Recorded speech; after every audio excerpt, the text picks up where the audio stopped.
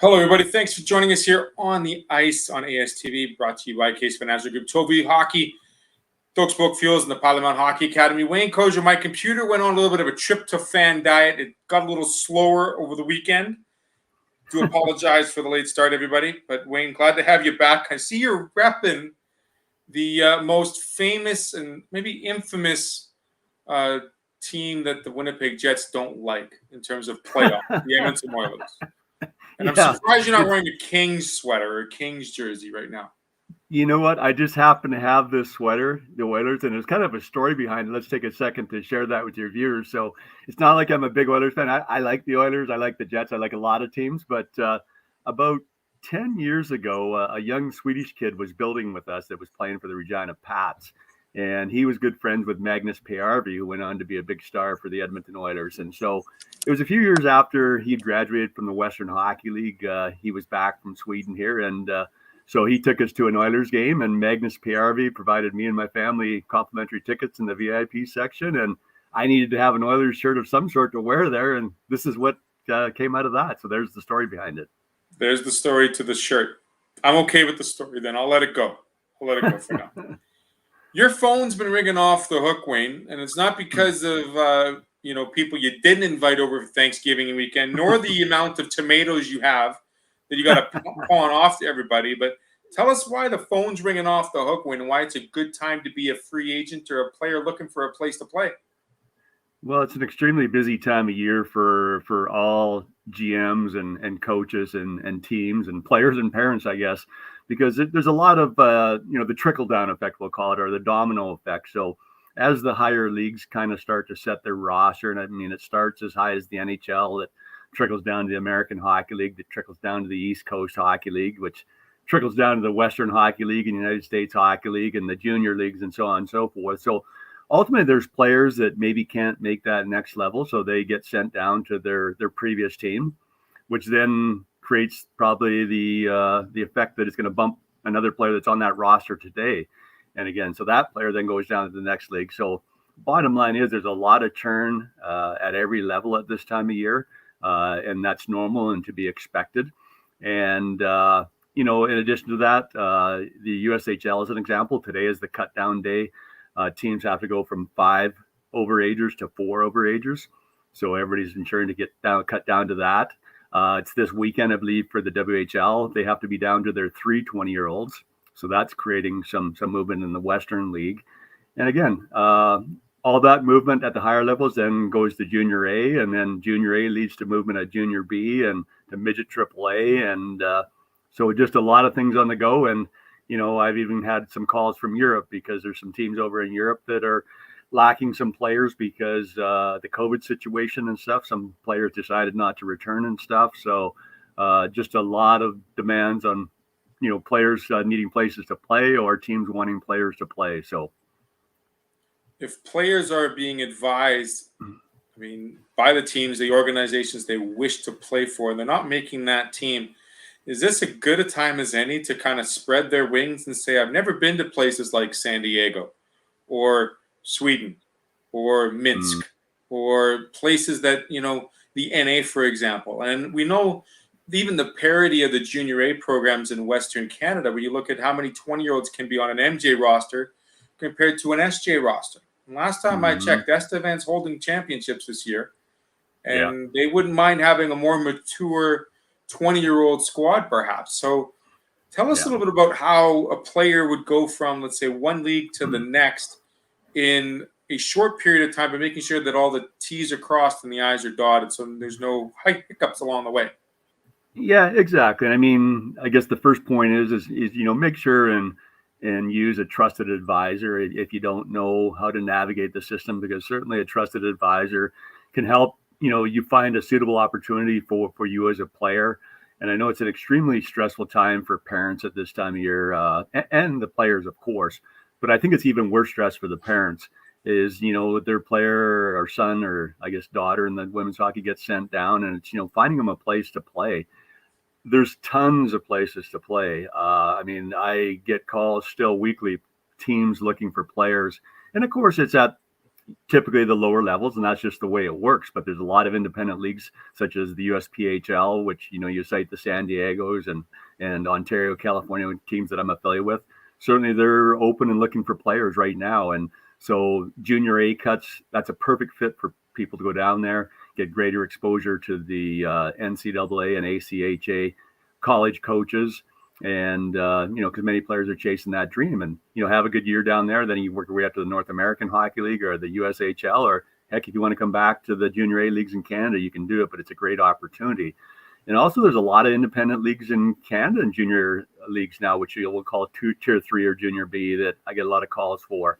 And, some of the demand is created because usually they have a lot of Europeans on those teams. And some of those Europeans have had trouble with the COVID travel restrictions coming over. Canada's been a bit better, but certainly in the U.S., there's still been some tight restrictions getting Europeans in there. So they're needing players. So, by all means, reach out to a trusted advisor if you have one, or worst case, if you don't, reach out to me. I'd be happy to help any player or family find a spot, because there is lots of spots out there that are opening up as we speak, and it'll continue to churn here for the next couple of weeks, and then it should settle down for a while. It should settle down, but in that meantime, if you are looking to play in a different league or the key is to make sure that you understand whether or not you are released from your obligations from that current team, and making sure you're not causing any type of turmoil for the potential of coming back next year where that team's saying, wait a second, we still have your quote unquote rights for this season. We didn't authorize this opportunity. So I guess in that stance, you want to make sure you have someone trusted and, looking for the best interests of the player in this instant, to make sure that they are getting what they need to potentially go to play at another place. Yeah, absolutely. It does get fairly complex, and I wouldn't expect many players or hockey parents to know most of the ins and outs and stuff like that as a trusted advisor would. But, as an example, players, so say somebody gets cut from their junior A team, whether it be, in any one of the Western Canadian provinces, they're free to go to the USPHL, the United States Premier Hockey League, without even requiring a release, because the USPHL is not a USA hockey governed organization, which is kind of like the Hockey Canada of the USA. So you're free to go down there and play, and then you'd still retain the team that cut you. If they still potentially hold your rights, they can hold that while you play in the USPHL, and then it allows you to come back and play the next year. And there's similar leagues within Canada that allow the same type of movement because they're not governed by Hockey Canada. So again, lots of ins and outs. That's pretty complex. But again, if you get some good advice or talk to someone that's knowledgeable, they can usually relieve a lot of the stress that players and parents are going through right now. Because, trust me, there's lots of open opportunities and positions. And sure, it may not be at the highest level where you wanted to be, but by getting sent down, obviously there's things you need to work on and improve. And the best way to do that is to dominate at a lower level. Playing time is better than no time at all. And we would always suggest that you want to find a home to at least put the skates on and get on the ice more so than less. Absolutely. I continually tell players that instead of being on a fourth line of a higher league, you're better off to be on a first line of a lower league. You're going to develop much, much more getting those types of key and prime minutes and stuff, and probably be a better hockey player 1 year from today type thing. Wayne, and now I'm asking for some professional advice here, because we always hear the generic answer saying, oh, the club has decided to do this and move you down, or, the team just doesn't have a place for you this year. We're looking forward to having you next year. We need you to do this. As much as that sounds like best intentions for the player, what are like we talked, first and foremost, we'd rather see players play more than less in a fourth line compared to a first line in a division that they're capable to play. But for the family and the parents especially, how is it so important to keep the player's best interests in mind at all times? Well, that's what you got to do. Because everybody's got to look after themselves. The team obviously has to look after themselves and their financial position, as well as their competitiveness and stuff. And you as a player and parents and or your advisor have to look out for your best interests and stuff. And so, there's no ever one right answer for every player. In some cases, it does make sense to play in the fourth line if that team does have a development role in mind for you, and they're going to move you up throughout the season. They're planning on trading some, other players, and again, you have to have that trust. So, you just need to have a good relationship with your head coach or GM and try to keep that open dialogue. And as I always tell parents, I mean, coaches and GMs are being as honest as they can be. Obviously, they need to carry more players than they need early in the season because this exact thing's going to happen where, players start getting sent down type thing. And so then they got to have guys to fill, back in there type thing, or players get injured and go on.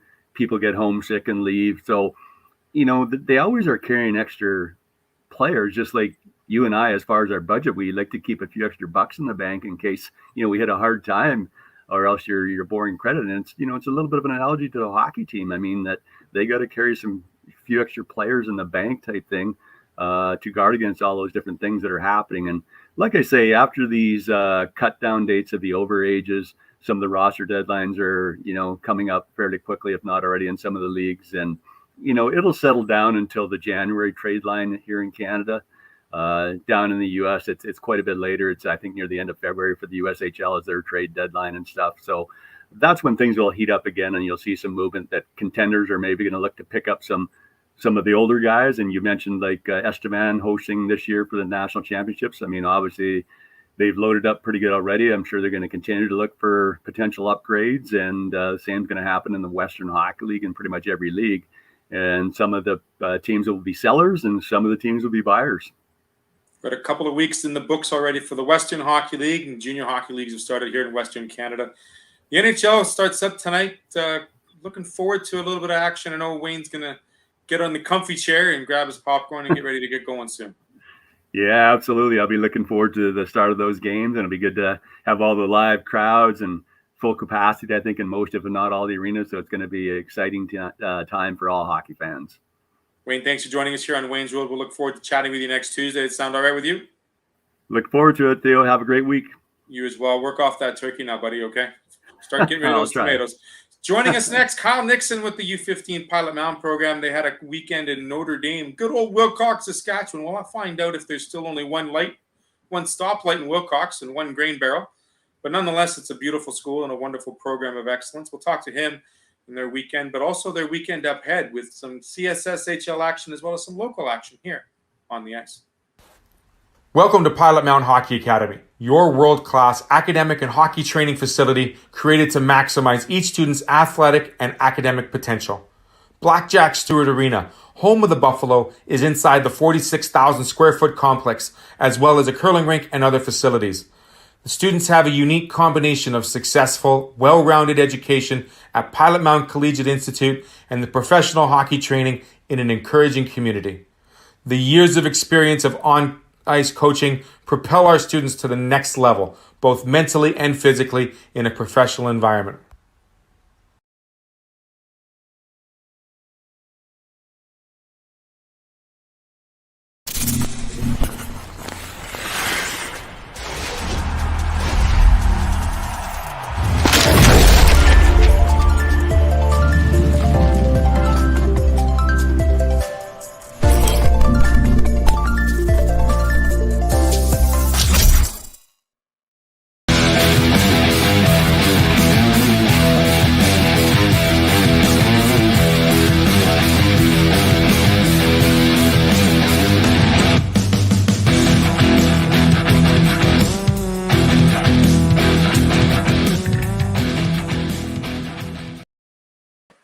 Joining me now, part two of the what's on the ice. Sorry, my apologies. A little tryptophan brain fart there. Kyle Nixon joining me. Kyle looking good as always. Getting used to these 8:30 in the morning practices. Yeah, they've become routine, I think. So we're just going to stick with it. So far, so good. Stick with it, he says. Now, is it something where you have to set the alarm, or is it already being on the go? I'm sure if I had the chance to sleep in, I could probably do it. But it's been pretty easy to get up and get to the rink. So no complaints there. For me, it's the geese practicing their southern flight pattern. So there's no need for an alarm, so to speak. I'm usually up by 7 a.m. So maybe they're doing the same thing in Pilot Mountain Fields. Well, it's staying dark in the morning, and it's getting dark a little bit earlier. So sometimes getting up can maybe be a bit of a challenge. But when you know you're going to the rink, it's never bad. Speaking of challenge, Kyle, we talked the last time we chatted. We talked about the weekend upcoming to Wilcox, Saskatchewan. Have you ever been to Wilcox before the first weekend in October?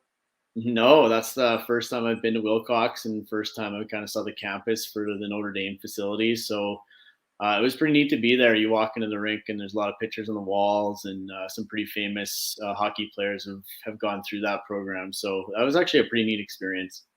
Right on. Do you remember any of the names you saw, or just kind of a one quick glance and you said, "Okay, I got a job to do. I got to coach." No, I took a little bit of time. One name that really stuck out to me that I wasn't aware that went to Notre Dame was Curtis Joseph, and I remember when I was a kid growing up watching him play with St. Louis and the Oilers and the Maple Leafs amongst some other teams. So I thought that was pretty cool. Yeah, Cujo was one. My big two that when I was there was Kent Manderville of all people, and Oh, Wendell yeah. Clark. Those are the two players that I remember the most. And the grueling off ice program that we went through during the summertime uh, didn't supersede anything else. It was quite a difference in the late 90s going to a program as such. Nonetheless, a couple of games in Wilcox, two very different outcomes. Let's not talk about the first one per much. Maybe we'll talk about the second period of that first game. But that second game, what was the big difference in the change and the turnaround of the boys' play from game one to game two? Yeah, probably a little bit tough to just only talk about the second game because we definitely learned what it meant to be on the road and be prepared to start the regular season. And we did have a good second period, as maybe surprising as it would be to say to come out of a game where it's not really that competitive. We had a good second period, felt like we could compete with Notre Dame's prep team, and we used that a lot in our kind of post game meeting, and then we met again in the morning before we played game two. So focused on that as something positive, and I think the guys and for myself and Danny, we actually believed that we could compete with them too, especially after what we did in the second period to kind of answer back after a rough start. So our message was basically try to put three periods together instead of just one, and we were able to do that. Absolutely. No, having that first victory under the belt feels kind of good, doesn't it, Kyle? Yeah, it sure does, especially especially after getting a bit of a lesson, like I said, in game one. So to come back and win, I won't say it was a surprise because we did know that we could compete with them, but to get 2 points in a split in our first kind of regular season weekend was huge for our guys and something to build on. Does it feel like the players? I mean, for some of them, this has been a little bit of a lengthy road trip. You know, that first trip, 6-7 hour trip, having the the bus legs, if you will, and the focus just maybe not there in the first game, but knowing in game two that what they have to do, you guys, you and Coach Carroll's keeping them on board, keeping them in track. Do you think that kind of plays a little bit into their psyche, into their own preparation, looking at a 2-game stand like that? Yeah, I think so. I think the mental side of it is as important, if not more important, than the physical side of it.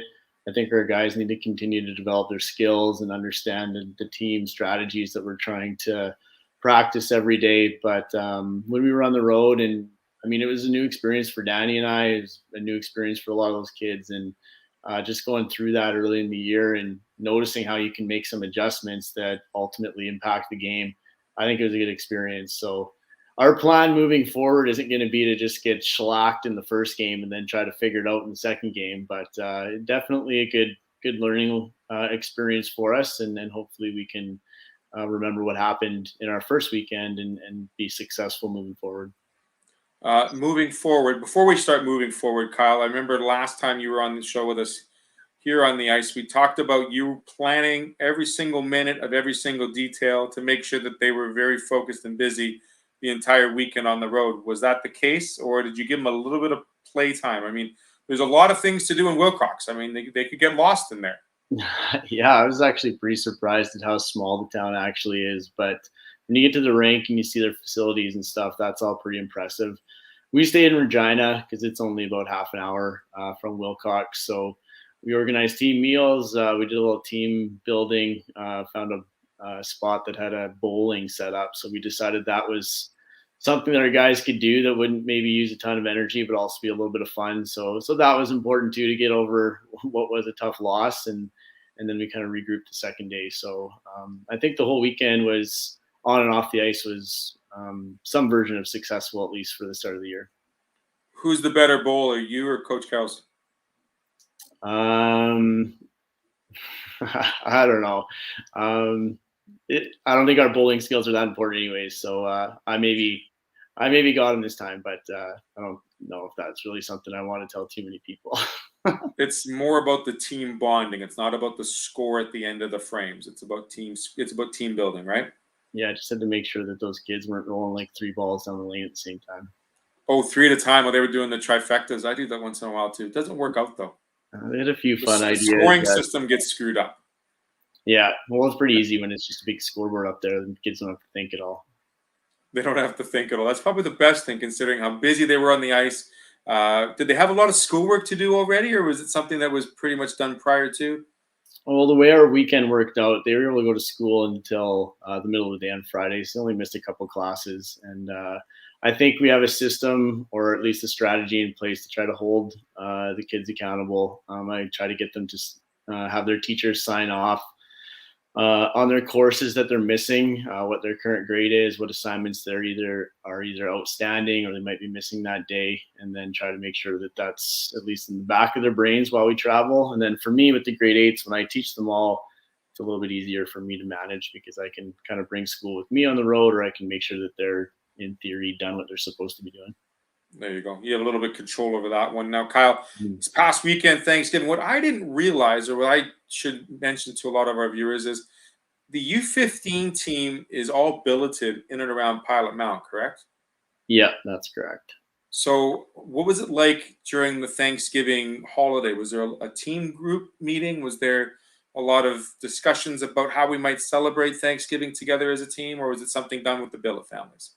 One of the things that was a part of our recruitment process, dealing with kids that are at a young age and families wanting to stay connected, obviously, was that we've tried to build in home weekends for the kids when there's been a break in our schedule, and give families a chance to maybe make plans to see their sons if it works out. So right at the start of the year, we didn't have any regular season games scheduled for Thanksgiving. So we communicated with parents that would be a weekend that they could make plans together. So the kids were able to go home for the guys that could travel. A few of the families took in some players that traveling home maybe wasn't realistic. So they got a chance to get away, get out of Pilot Mountain for a couple of days, stay away from the ice for the weekend. And I think there's some value in that because pretty much since we've got here at the start of September, it's been go, go, go, which is great too. But I think it was a good weekend to kind of recharge a little bit. A couple injuries on the weekend too, so I think it was important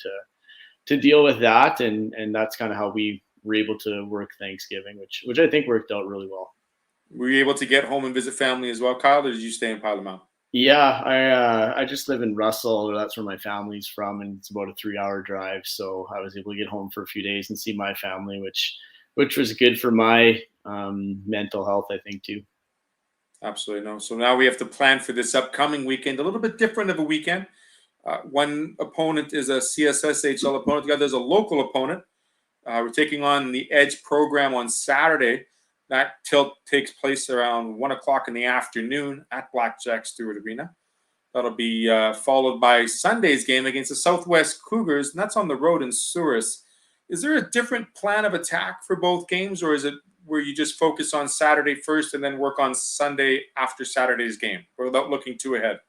Yeah, I think that, it's still relatively early. So a lot of our practice habits, the things that we're trying to do to get prepared for games, it doesn't matter who we're playing. We're still trying to develop our own skills and chemistry and make sure that we're in the right spots in a variety of scenarios. So if we're playing an exhibition game against Southwest, or if we're playing a league game, the things that are going to make us successful or ultimately help us become successful are the same thing. So we're looking forward to a league game at home. I think Edge is going to be one of the maybe premier programs that is established. So I think that'll be a good measuring stick again for us to see where we're at, and then we can use Sunday against Souris to maybe balance out some of the lines and some of the responsibilities of guys, but still take it seriously as a chance to continue to improve. What are some of the things you and Coach Danny are looking at to still not obviously continue to work on, but what is one of the pressing matters we look forward to taking care of this weekend? I think I've mentioned this maybe a couple of times, but when we practice all week, and our guys work pretty hard at practice and try to focus on what they're supposed to be doing in all kinds of situations. But when you get into games, it's obviously a lot different when you're competing against another team. So to try to dial up our intensity in practice and then not be kind of shocked when we play a game at how different it is to really focus on those battles. And when you're playing a team that wants to win, not just your teammates in practice that are maybe just trying to get better or trying to learn the same things you are. So I think again, it's a little repetitive, but our focus right now is to just kind of practice the way that we want to play. So we don't spend the first 10 minutes of a game remembering that it's not practice, and a game needs a different type of intensity and effort level. Seeing some balanced scoring a little bit over the last couple of weekends. Hopefully see some more of that this upcoming 2 games over this next weekend. Penalties, problem, not a problem, something we want to discuss?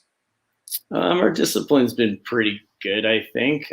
For a lot of these guys, it's the first year that they've played any kind of contact hockey. So just learning that skill of where your hands are supposed to be and where your stick's supposed to be early on maybe led to a couple penalties that, at least for me, seemed fairly innocent, not anything dirty or undisciplined. And I think we're getting better at that. So far, I feel like our ability to stay out of the penalty box is something that, I don't know if it's a strength, but it's something that we do fairly well. Are we splitting goaltending time this weekend, or is we going to have a 1A, 1B? Yeah, we're going to continue to give both goalies a chance to get comfortable and see as much game action as possible. So just playing on back-to-back nights and the way that we practice, I think it makes sense, at least at this point. So all of our games, showcase weekends, things like that are always going to be multiple games in a short period of time. So I think to just run one goalie out there probably isn't good for the potential for injury, and we want both goalies to give us a chance to win. Already talking injuries, but hopefully everyone's going to be healthy this upcoming weekend. Balanced attack, balanced play for both goalies. I like it. Check out Blackjack Stewart Arena, 1 o'clock start time. Edge is in town taking on the U15 program, and then they'll be off in Souris, like we mentioned, against Southwest on Sunday. Kyle, thanks so much for joining me. Have a great rest of the afternoon, evening down south, and good luck this weekend. Thanks for your time, Theo. Always a good time. Kyle Nixon with the U15 Pilot Mound, head coach there. Thanks for watching, bringing more goodness to the greatness. We'll be back on Thursday. Again, check out Blackjack Stewart Arena this weekend. Lots of great action. The U15's and the U17's are in action. We'll have all the games, of course, on ASTV. Have a great night. Talk to you soon. Bye-bye for now.